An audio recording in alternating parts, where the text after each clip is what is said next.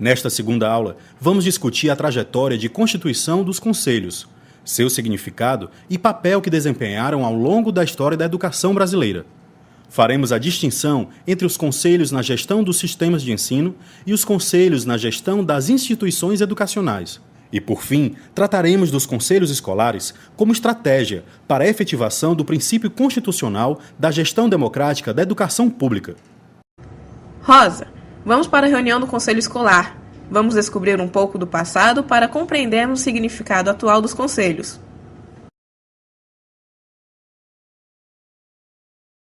Claro, Ceci. Estou indo agorinha mesmo. Essa história me interessa muito. Será que os conselhos existem desde a pré-história com os homens das cavernas? Como será que surgiram os conselhos? E na época de Roma, será que existiam conselhos? Bom, acho melhor ir andando. Há muito o que se descobrir sobre essa história. Oi, Rosa. Ainda bem que chegou. Estávamos esperando você para iniciar. Então, Rafael, comece. Vamos conversar sobre a origem e a natureza dos conselhos. Bom, ela é bem diversificada. As instituições sociais, em geral, são fruto de longa construção histórica. A origem dos conselhos se perde no tempo e se confunde com a história da política e da democracia. Andei pesquisando na internet, aqui no laboratório de informática da escola, algumas informações interessantes sobre os conselhos. Os registros históricos indicam que já existiam, há quase 3 milênios, no povo hebreu, nos clãs visigodos e nas cidades-estado do mundo greco-romano, conselhos com formas originais de gestão de grupos sociais. A Bíblia registra que Moisés reuniu 70 anciãos ou sábios para ajudá-lo no governo de seu povo, dando origem ao Sinédrio, o conselho de anciãos do povo hebreu. No Brasil, uma das maiores experiências com conselho aconteceu em Canudos do Arraial do Belo Monte, sertão da Bahia, entre os anos de 1893 e 1897. Um conselho de 12 membros, sob liderança de Antônio Conselheiro, construiu uma comunidade, onde tudo o que produzia pertencia a toda a comunidade. Lá, todos tinham alimentação, casa e direito à educação. Muito interessante. Não sabia que a história dos conselhos era tão antiga. Então os conselhos já existem há muito tempo, mas claro, já mudaram bastante. Eu já tinha ouvido falar das cidades-estados da Grécia e de Roma, mas não sabia que sua política era organizada por meio de conselhos. Os conselhos exerciam a democracia direta ou democracia representativa como estratégia para resolver as tensões e conflitos resultantes dos diferentes interesses e eram a voz das classes que constituíam as comunidades locais. O sentido dado aos conselhos foi construído historicamente. Eles sempre se situaram na interface entre o Estado e a sociedade civil. Muitas vezes foram utilizados na defesa dos interesses das elites, tutelando a sociedade. Nos tempos atuais, os conselhos, enquanto espaços de interesses e conflitos, buscam a cogestão das políticas públicas, se constituindo em canais de participação popular na realização do bem público. E o Conselho Escolar? Por que ele foi criado? Essa é uma importante história, Luiz, e faço questão que o Roberto explique, pois foi ele mesmo que perguntou da última vez e buscou descobrir por conta própria. Deu muito trabalho, mas eu estava bastante curioso e corri atrás de descobrir como surgiram os conselhos escolares. Colhi as informações nos próprios cadernos do Programa Nacional de Fortalecimento dos Conselhos Escolares. O que eu vou dizer agora, retirei principalmente deste caderno, Conselhos Escolares, uma estratégia de gestão democrática na educação pública. Uma coisa importante de se perceber, e que o texto explica muito bem, é que existe uma grande diferença entre os valores proclamados e os valores reais. E o que isso quer dizer? Simples. Temos, de um lado, a proclamação das finalidades educacionais, expressa na Constituição, nas leis, nas normas dos sistemas de ensino e nos projetos pedagógicos das instituições educacionais. E, de outro, a tradução ou a negação dessas finalidades na prática do cotidiano escolar. Entendo bem o que isso significa. Uma coisa é o que está escrito no papel, por meio de leis. Outra coisa é o que a gente coloca em prática, nas ações do dia a dia. É como se fosse de um lado o projeto, do outro a ação. Exatamente, Luiz. O projeto Intencionalidade constitui a expressão do projeto de sociedade que desejamos construir por meio da atividade educativa. E o projeto Programa é representado pela organização e ação concreta da escola. Mas, Roberto, ainda não consegui entender o que o conselho tem a ver com isso. O conselho escolar surgiu para fazer valer o que está escrito, e não no sentido de impor a vontade de uma só pessoa, mas sim para atender às necessidades da comunidade escolar e local, que deve participar da gestão escolar de forma coletiva e democrática. O conselho escolar se constitui na própria expressão da escola, como seu instrumento de tomada de decisão. Então nós temos mesmo o poder de decisão? Mas o que garante a nossa participação legítima? Agora eu fiquei na dúvida, Luiz.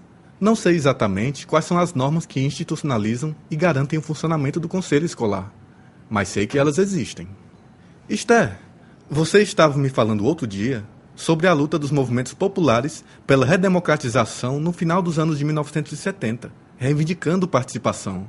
Parece que foi nesse período que começaram a ter maior visibilidade no sistema de ensino público algumas experiências de gestão por meio dos colegiados, ou seja, com a participação de segmentos da escola.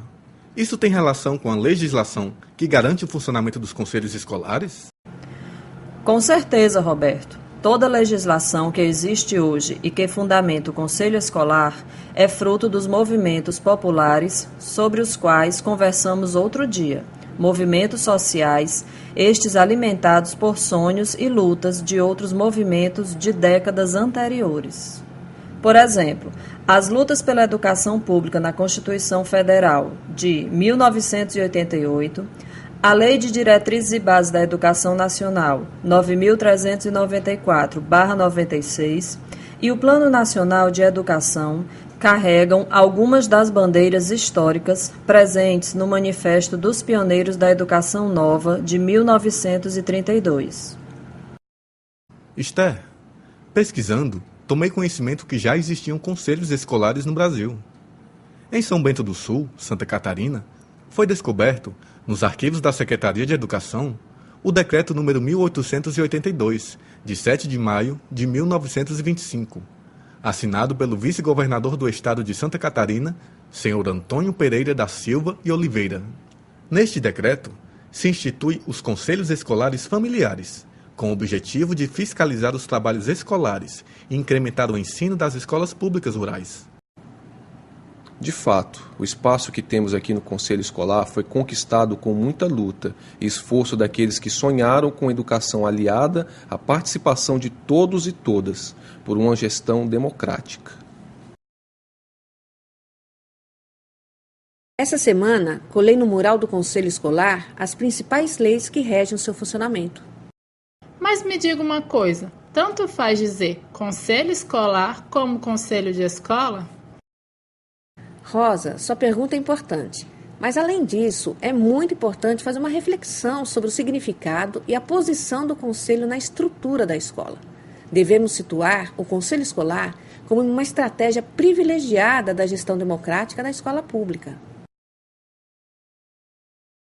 Quanto à denominação, as duas formas são encontradas com o mesmo significado.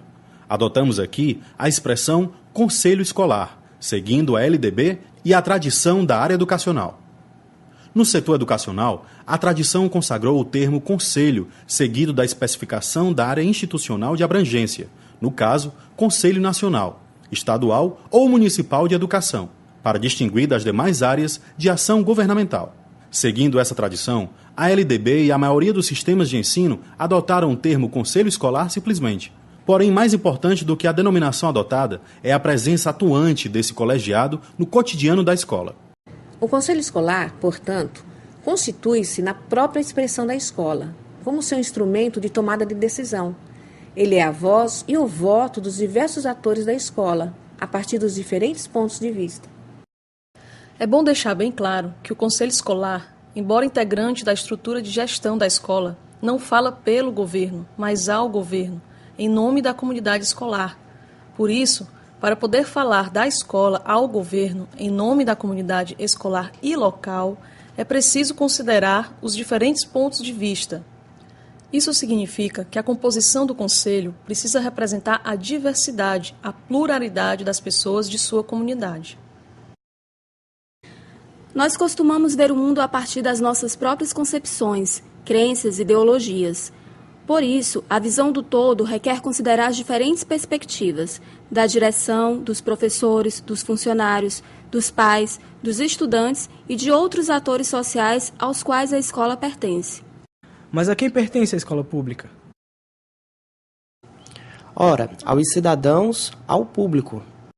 Se a escola pertence ao público, então a gestão da coisa pública não pode ser exercida como se fosse coisa privada, pertencente apenas a uma pessoa ou a um grupo.